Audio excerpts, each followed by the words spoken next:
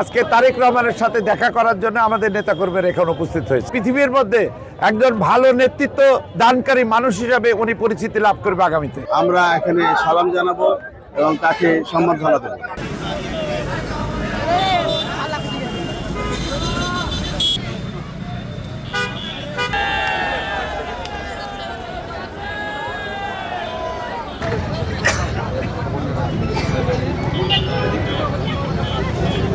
আমাদের নেতা বাংলাদেশ জাতীয়তাবাদী দলের চেয়ারম্যান তারেক রহমান 23 বছর পর রাজশাহীতে উনি আজকে জনসভা করবেন।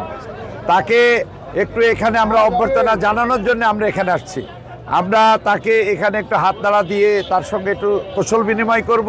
উনিও আমাদের বিশ্বাস উনি আমাদের সাথে কুশল বিনিময় করবেন, এই জন্য আমরা এখানে আসছি।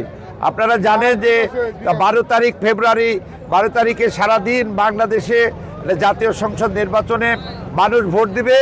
এই ভোট দেওয়ার আনন্দে উচ্ছ্বাসে আজকে তারেক রহমানের সাথে দেখা করার জন্য আমাদের নেতাকর্মীরা এখানে উপস্থিত হয়েছে। বাংলাদেশে তার মতো একজন নেতা তৈরি হয়েছে এবং এটা আমরা আশা করি যে পৃথিবীর মধ্যে একজন ভালো নেতৃত্ব দানকারী মানুষ হিসাবে উনি পরিচিতি লাভ করবে আগামীতে। ফ্যাসিস্ট সরকার দেশটাকে যে ভঙ্গুর মনে করেন যে করে গেছে, সেখান থেকে আগামী দিনে তারেক রহমানের নেতৃত্বে আমরা দেশটাকে সুসংগঠিত করতে চাই এবং তৃণমূল সাধারণ জনগণকে যে প্রতিশ্রুতি দিয়েছে সেই প্রতিশ্রুতি সে যেন বাস্তবায়ন করতে পারে, এটাই আমাদের মনে করেন যে প্রত্যাশা।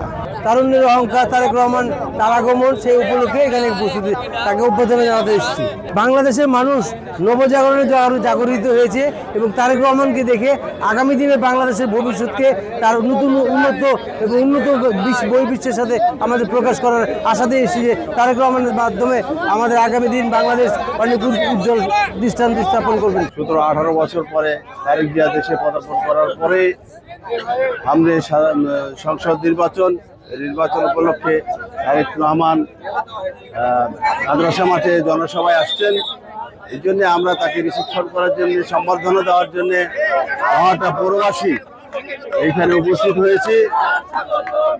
তাকে আমরা এখানে সালাম জানাবো এবং তাকে সম্বর্ধনা দেব।